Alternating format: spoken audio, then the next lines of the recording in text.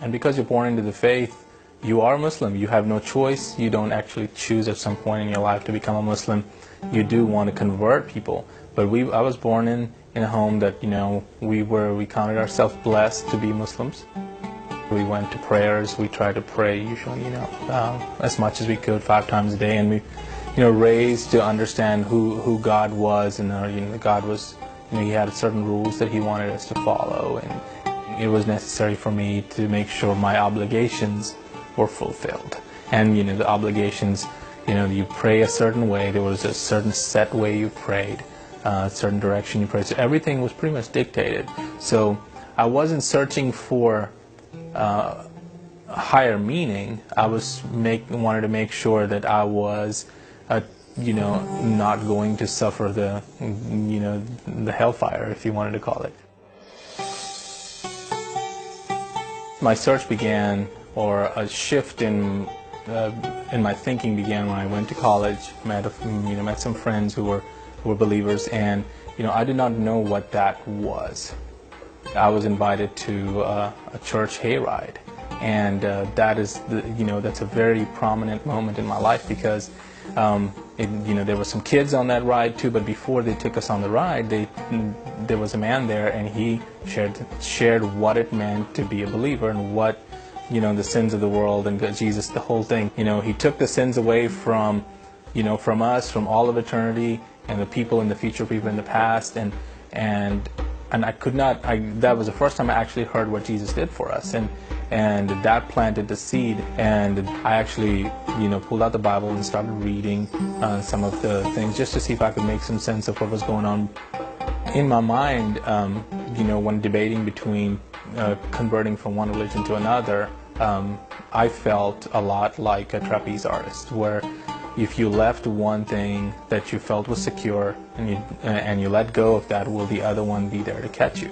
And I struggled with that a lot. I thought about how Christianity handled situations versus how Islam handled them.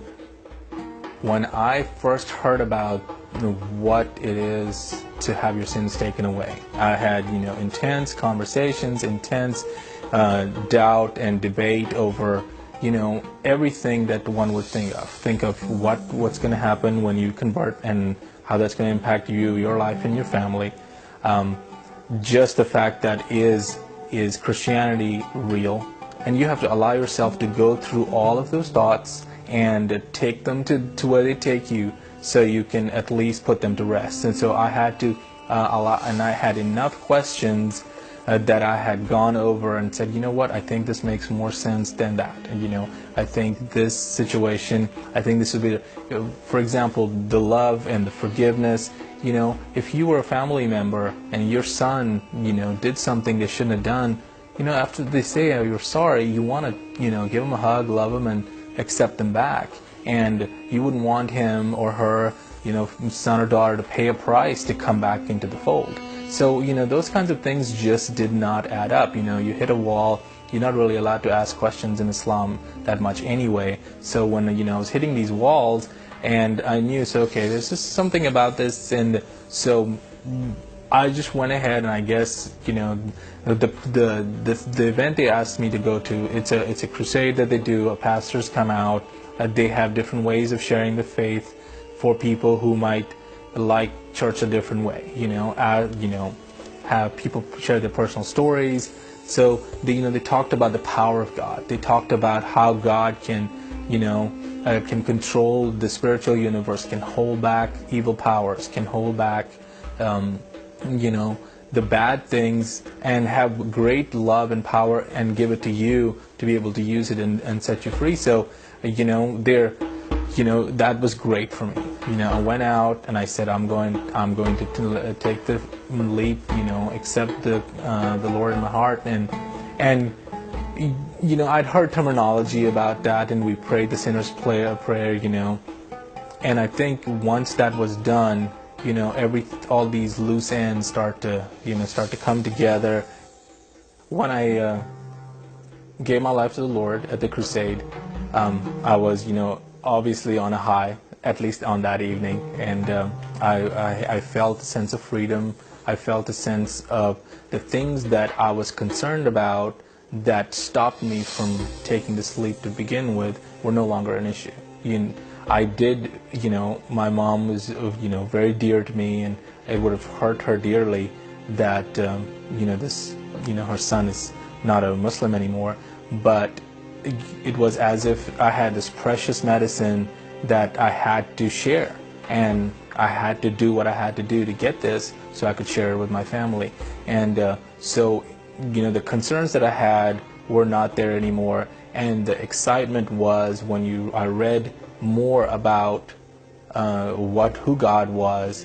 So much of the stuff that I did not understand, and the stuff that was unanswered, and how life should be, and how the world should be, or the universe should be, made sense. That and that love was a major part of it, and it was not just atoms come together to make something. And so, because there was an entity that loved me, something, and that I could give back, and I could share, and just all those questions that he had put in my heart were being answered. In my time of searching, I had, I would have instances where I would see something that would trigger a thought, and one of the things I saw was a billboard that just was so perfect for me. It said something like, the problem with the religion that has all the answers is that it doesn't allow any questions. And that was just perfect in the belief system that I was in at the time. It didn't allow any questions. It wouldn't let you do that. So and I did also have a dream, and I think back now, maybe I didn't think too much of it at the time, but I was dreaming, and plain as day I saw Jesus, and he said, "I am the way, the truth, and the life." And because I was so involved in all the stuff that I was thinking, I wrote it off as not a thing that made me jump, but at least it was a contributing factor that when I made a decision to make that leap of faith, it helped along. So it was part of the whole ingredients that made the package and made the final conversion. As a Christian believer, one of the favorite verses of mine were, my people are perishing for lack of knowledge.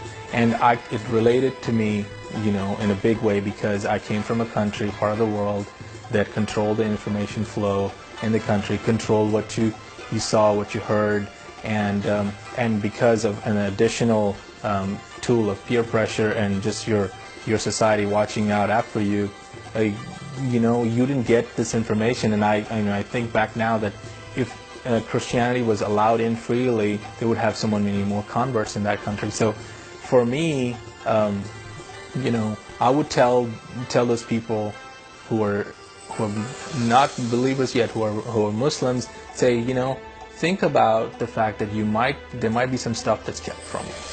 I would tell them, first and foremost, to understand that you may have been lied to. You may have been, information might have been kept from you. And then once you get to that point, you're willing to say, okay, let me read another viewpoint. And then you can take the step from that point on. The person that I pray for is a friend of mine from high school. And I pray for him that he may come into a place that he is exposed to a story like mine, or he finds a group of friends that are willing to share the truth about the gospel, because somebody was willing to share it with me. And if you don't hear it, there's no chance, for you to believe. And I pray for him that he hears that and he gets a hold of the freedom, because I remember what his life was like and what his family situation was like, because we were all in that, and that it would be a marvelous thing that if you would hear that and be saved and know the Lord.